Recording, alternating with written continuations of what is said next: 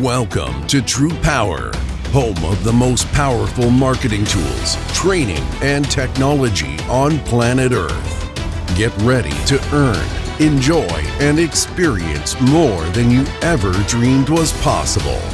If you're tired of just getting by and ready to really thrive, then buckle in and listen up. Here's your host, Matt Fox.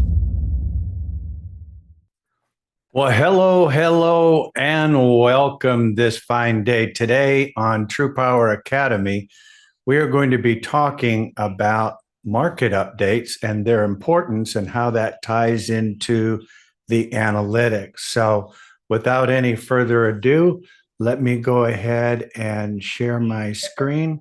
So from the quick launch menu, there are three areas where you can check the market updates. The first is right here under line 10 of the market updates, the request customer lead link and the back office of the pricing platform. So let's jump there first. I am already logged in, so it'll take me right to the back portal. And under the menu, you can check market updates right here. And that'll bring up the market updates. Now, the market updates are updated every afternoon towards the close of business based on all of the analytics that took place that day. And the importance of knowing your market is knowing who to focus on, or better yet, what area you're going to have the best opportunity with those particular customers. Unlike our competitors, their analytics is a sales manager that just says, go out and get something signed today. But that doesn't necessarily mean that it's good for the customer in that specific area at that location for that particular service or product. So we want to make sure that we're focusing on the customer's needs and to focus on areas where we can provide the greatest amount of value and the greatest amount of impact. Obviously, the greater the value, the easier the yes. The easier the yes, the more revenue we make. So everybody's happy. So what we're looking at here is the market updates, and this is from the close of business yesterday.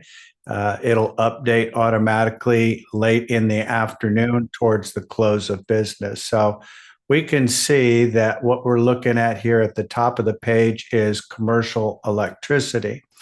And what we're looking at is the best places to focus right now for commercial is going to be Delaware, Illinois, Massachusetts, Maryland, Maine, New Hampshire, and New Jersey. For commercial natural gas, for residential electric, and for residential natural gas. So during business hours, we're predominantly focusing on commercial customers, opening with the utility audit. And so we want to focus on the commercial electricity as our door opener. So if I wanted to select Illinois, then I would simply come down to request customer leads. And on the request form, there is also another button that ties to the market update. So it makes it easy for you to go ahead and check the market updates before you select that lead source. And then it's very simple. Once you fill out your name, email, and extension, so support knows who to give those leads to, you need to just select whether you want residential or commercial. In this example, we're looking at Illinois. So I would select Illinois from the drop-down, hit submit, and that tells support to take a block of Illinois customer leads and add that to your CRM. And the reason we do it that way is to ensure that those customer leads that go into your CRM do not end up in anybody else's. Now, when you look at the market updates, it is tied to the analytics. So we can access the market analytics by going into the back of the pricing platform. And if we select electricity, and let's stick with Illinois in this example, we'll say ComEd. When you hit get statistics, it is going to show you the statistics going backwards. This is where we are right here today. And then this is the historicals looking back 2 years. And then this is looking forward a year. So you can kind of see what the market is going to be doing. So it kind of keeps you abreast of what's going on. If you want to blow this up to make it a little easier to read, the easiest thing that I have found for you to do is to take and change that, not go back 2 years, but change it to 2024, and then just put in 1 day past. That way we can blow that up. So now if we look at it, we can see what the market is going to look like moving forward. So you can see right here where we are today, and you can see that going into February that the market is going to increase a little bit, but then going into March and April, the market is going to be probably the most competitive that you will see for the rest of the year. So it's really important to start lining up those customers for April contracts that you can take advantage of that. And so under the lead request form, if you're selecting Illinois, it's going to let you know what types of services are available in that area. And I want to make mention that the utility audit, although that is typically our door opener, there is no trigger mechanism that says this is the best time to do a utility audit. But when we go into the utility audit to get a copy of the electric bill, simultaneously, we're going to enter that information into the pricing platform to see what, if any, benefit we can provide that customer at the supplier level. So if we were putting that customer's information in Illinois, and we'll give them just a little bit of usage. Now, once you do that, there's a couple things that you need to know. Obviously, what is their annual usage? So you look at what their kWh usage is for the year, and then also select what they're currently paying, so you know what the price to compare is. Now, the default for the margin is set to 5 mils. You can change that. But if you come down here, you can see what does the market say. So you can see that we're in the lower third. We're not quite in the green, but we're in the lower third, and that's pretty good. And so when you see this move towards April, this is going to consistently start moving towards the green. So you know that you're going to be in a really good position. So if we come down here, we can see that for a fixed all-in 60-month term contract, if we lowered that customer from 11 cents, assuming that that's what they were currently paying, and lowered it to 7.38, we would be in a position to save that customer $181,000 based on their usage and current price to compare. And that would put approximately $10,000 in your pocket. Well, that $181,000 is a pretty good chunk. So I might entertain the thought of raising the mils to, say, 10 mils. Hit update. And then you'll see me scrolling past these top 3. There's always going to be the best plans available starting. There's always going to be 3. So if you come down below those top 3, then you'll start to see all the rest of the plans available. So lowering that contract from 11 cents to 7.88 would still save that customer $156,000. But now, instead of making a residual of $10,000, you're making a residual of $20,000. So some suppliers will only pay on residual. Some have upfront and residual. Some things to note is that you make about 10 to 15% more on a residual basis than you do on an annual upfront. So that's something to keep in mind. And if the customer is not clear as to what it is that they're paying, then you can find that information out by looking at the average electric rates from the quick launch menu. And if you come down to this example, we can see that this first column is residential, this is commercial. So if we come down here, we can see that the average rate right now for commercial is 11.27, and this is updated every quarter. So it's not going to be exact, but it's going to get you in the ballpark so that you can have at least an intelligent conversation. Now, obviously, if we have a copy of their utility bill, we're going to load that in there. The system is going to actually read their meter and their utility, and it will update the system with actual live usage. So even if you're close, once it updates, and some of them will update within a matter of a few hours to a couple of days, it will update that information and then give you live results. So the key here is when we request our leads that we're looking at the market updates, number one, so that we know we're in a market where we can provide customers the greatest amount of value, or at least the opportunity is there to provide them the greatest amount of value, right? So even though we open with the utility audit, there is no trigger mechanism to say that this is the best time to do an audit. It's always a good time to do an audit. However, when we go into phase 2, which is moments after receiving the utility bill, then we want to load that information into the pricing platform to be able to see what, if any, additional benefits we can provide that customer at the supplier level. The utility audit takes 30, 60, 90, even 120 days to complete. And that's not to say that there are any errors, but if there are, then that would give the customer an opportunity to have a refund. So at best, this is tomorrow money. That's not a quick turnaround.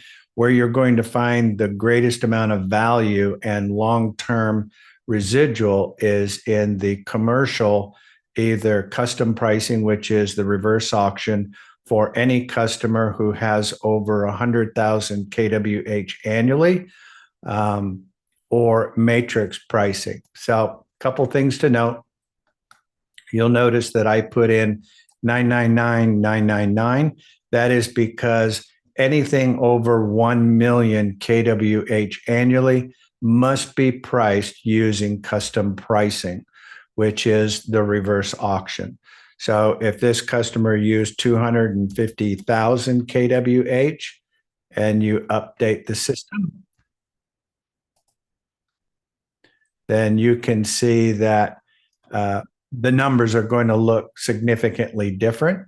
And based on that usage, you could see that Hudson was at the top of the list earlier, but now NG is at the top. So a lot of things are taken into account based on what their usage is, what they're currently paying, and how much whatever the market is doing right now. So we want to be very conscious of that and try and get those numbers as accurate as possible. As I said before, once it's loaded into the system is going to automatically start auditing that contract or that bill and pulling down all of the actual live usage, so you'll have an accurate number. And that's important because you can look on a bill that has, graphs on it and you're getting kind of close, but it's not going to be as accurate as the live feed.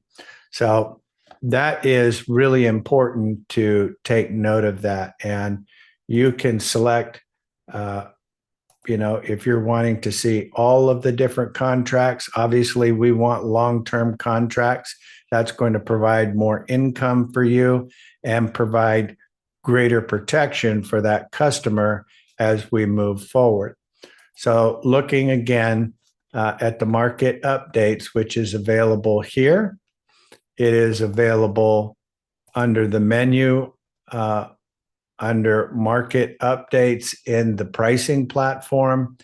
And it is also available down here. So there's 3 locations that you can access the market updates and the analytics. So the custom, or I should say, the commercial pricing platform, the request customer lead form, and the market updates analytics page. So from there, you can observe which areas are going to provide the customer the greatest amount of opportunity to have benefit, where we can provide value for that customer. So, and you don't have to just stick with one area.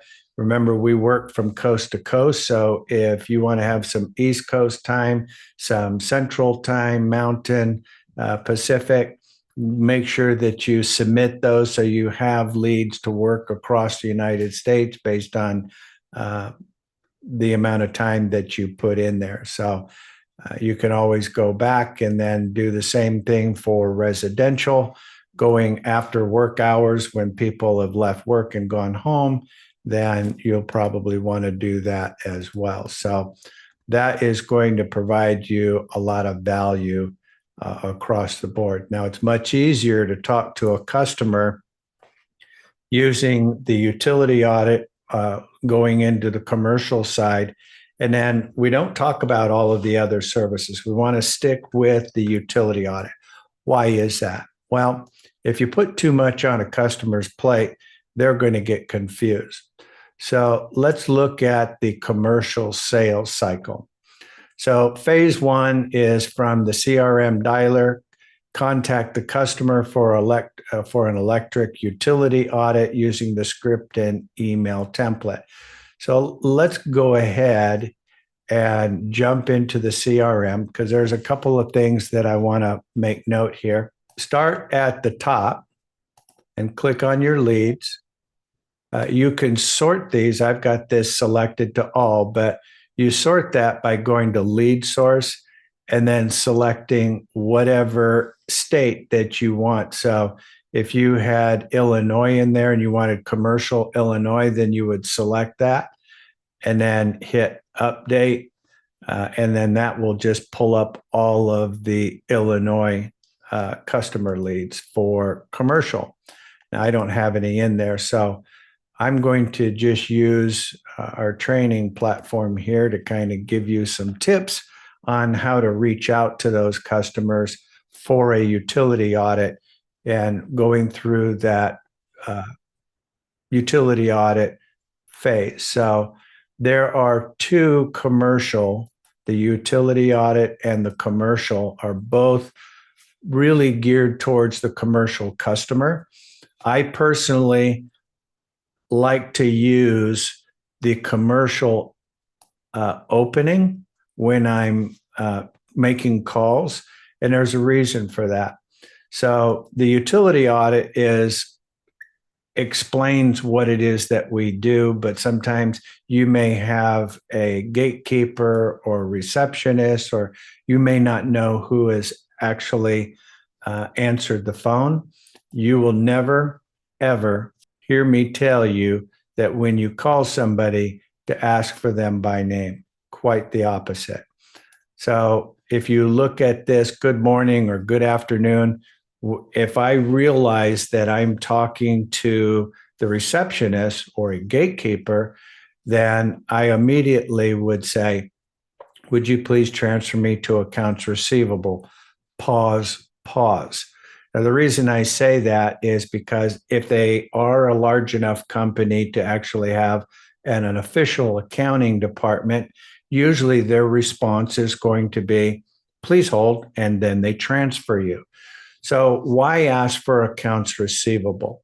Well, if you ask for accounts payable, they're the ones that actually pay the bills. So you would naturally think that you would ask for accounts payable, but think of it from their side. If you ask for accounts payable, they're assuming you're calling to find out why you didn't get paid, as though you were a vendor or a customer who was due income or a check.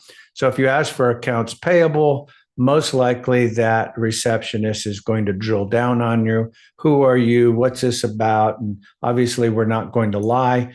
And then they're going to try and funnel you somewhere where you really don't want to be.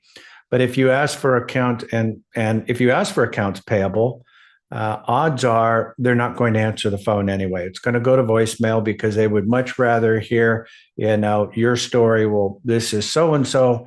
Why didn't I get my check? I thought it was supposed to be out last week, what have you. And so they would much rather be able to listen to that message and come up with a good story as to why they have or have not gotten your check out. So it's not a good idea to ask for accounts payable.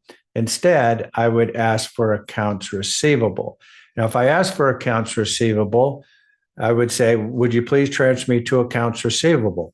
Pause, pause. When I say pause, pause, that means giving them just a second to say, please hold and transfer, because that would be the natural reaction of a receptionist, because they don't question down accounts receivable, because that's treated as though I'm calling to make a payment. That's how they perceive it. It's not what I said, but that's how it's perceived. So if they don't respond quickly with please hold, then you would follow up with, or whoever handles the electric account. Pause, pause, one more time. Then I might say, is that still John? And why do you do that? Well, it alludes that John and I have spoken in the past, but I don't know if John's been promoted. Maybe John retired. Maybe John died. So if I go into the conversation asking for John, then I still may get drilled down on. So we don't need that. So by asking, or whoever handles the electric account, pause, pause, is that still John? That alludes that John and I have possibly spoken in the past. It doesn't really matter what the answer is. If they give you somebody else's name, then of course you want to take and update this information, because it's going to have an effect on the email that we send to them.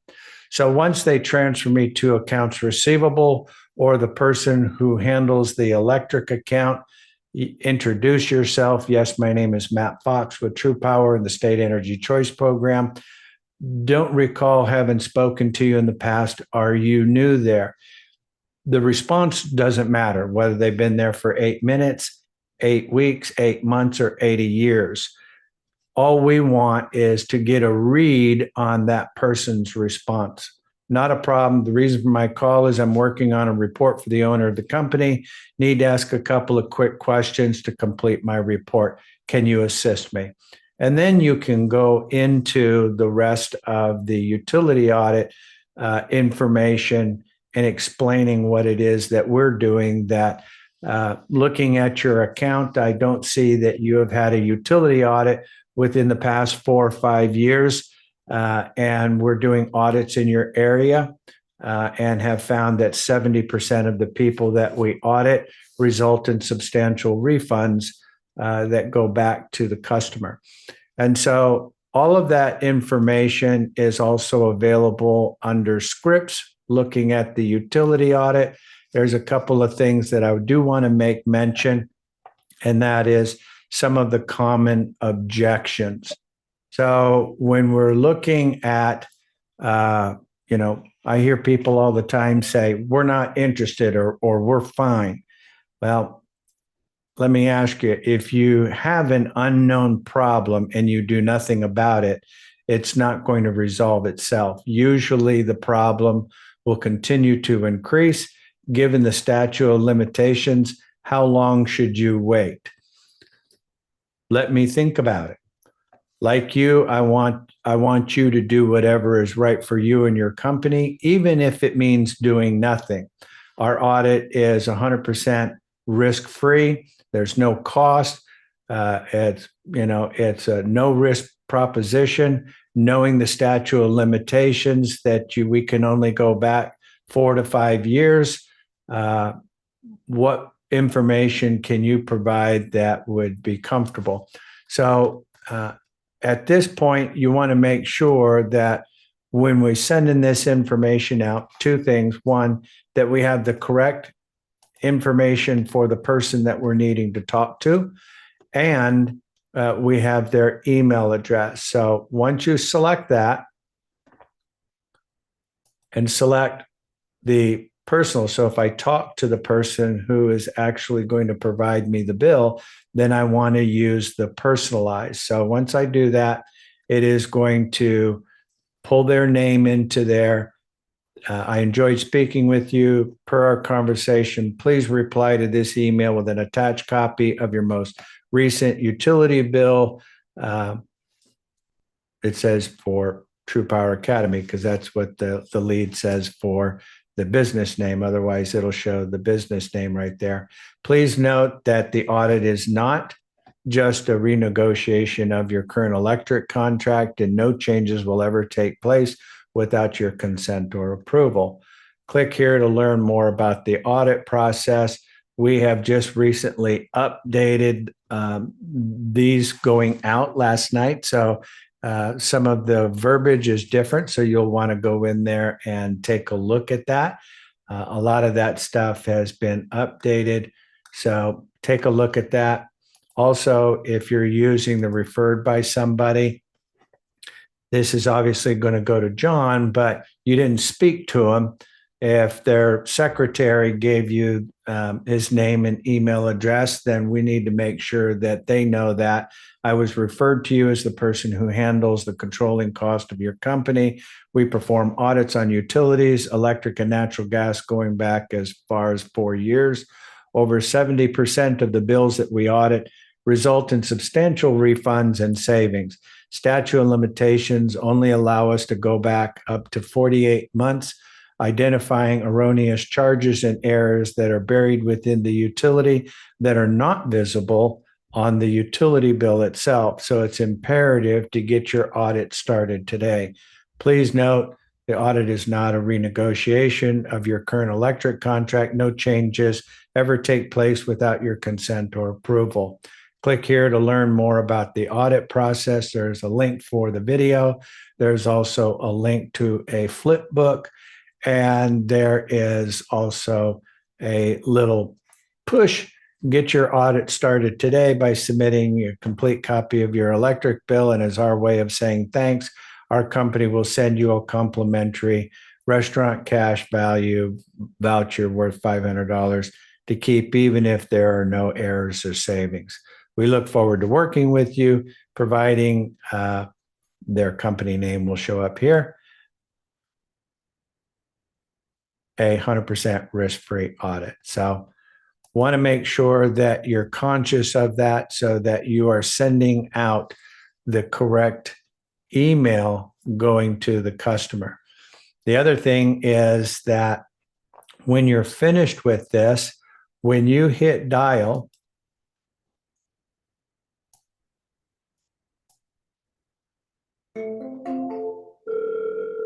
you'll see two buttons.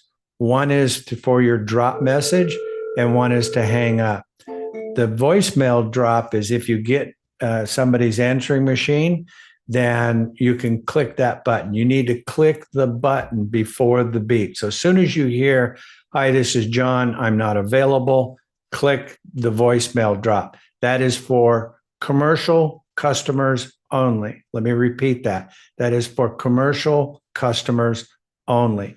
So use that. If you get the voicemail, click the voicemail drop. And then once you end the call, you'll get this page. So if there was no answer, it is going to actually add that as a note right down here. So you can see that there was duration, was no answer.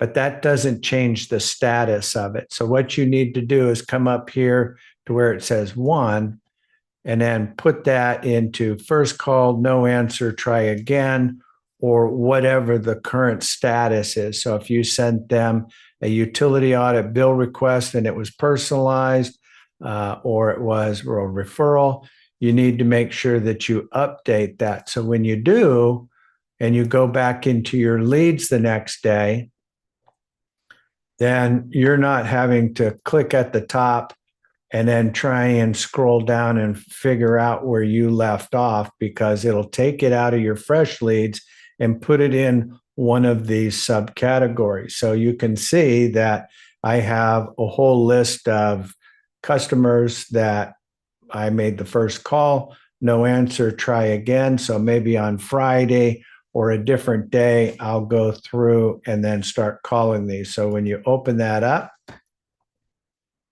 it's automatically going to start at the top, and you can make calls, make changes, make an update. So if you were done with that and it was a second call, no answer again, hit save and then click next to go to the next customer.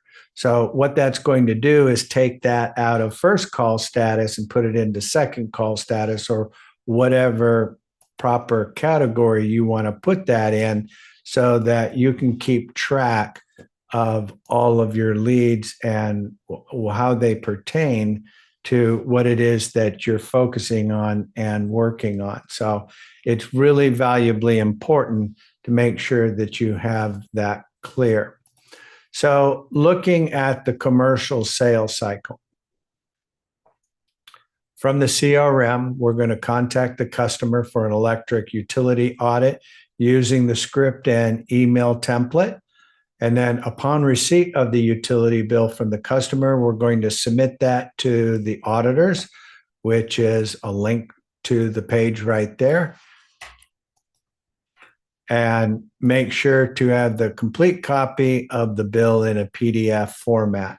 So if you don't, there are tools that you can convert that. If they took a picture of it and sent it to you, you can use the PDF tools to help change that. So that is there.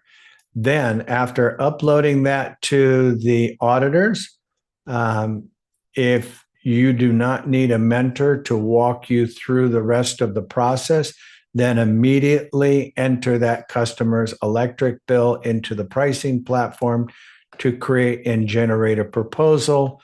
If they're over 1 million kWh, we're going to have to obviously provide them a reverse auction, but you can still get a pretty good idea of what's going on with that customer by putting their information in here and getting a quick quote.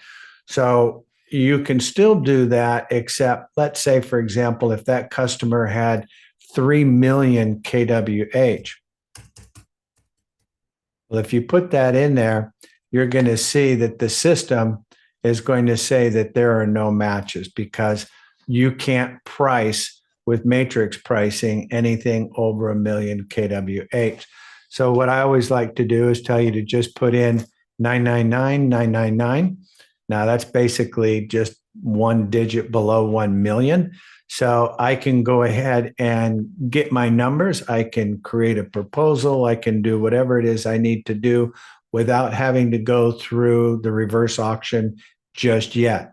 So even if I make the proposal this way, remember, if they're using 3 million kWh, these numbers are only going to represent 1/3 of the actual benefit.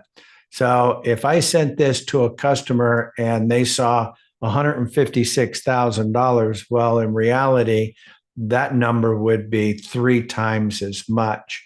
And so you would have to explain to the customer that the system requires that we use an additional tool that lowers the rate from what it is we're looking at right now by using our reverse auction to be able to provide that information. What I'd want to do is just get some basic information into your hands so that you understand that. So when you send the proposal, they're not going to see the commission. They're only going to see the savings. So at this point, you're going to create a proposal and or put them in for a reverse auction. And the way that you would do that is by adding a new customer. We're not going to do it right now because this is actually a live portal. but we would put their information in there, take and put their usage. So if it was 3 million kWh, then we would hit continue. It's going to just let you know that you've selected ComEd as the utility. That's correct. And then, is this a current customer? Yes or no? Meaning, are they a current customer in the TruPowur platform? The answer would be no, which gives you the ability to now fill out all of the rest of the information. So we're not going to do that because I'm actually in somebody else's portal. So anyways, I hope that this helps you along the way in understanding a little bit more about the commercial sales cycle, how to address those customers when you're talking to them about the utility audit, and how to request leads, and understanding a little bit more about the market update. So we covered some good information today. I appreciate everybody being on the call.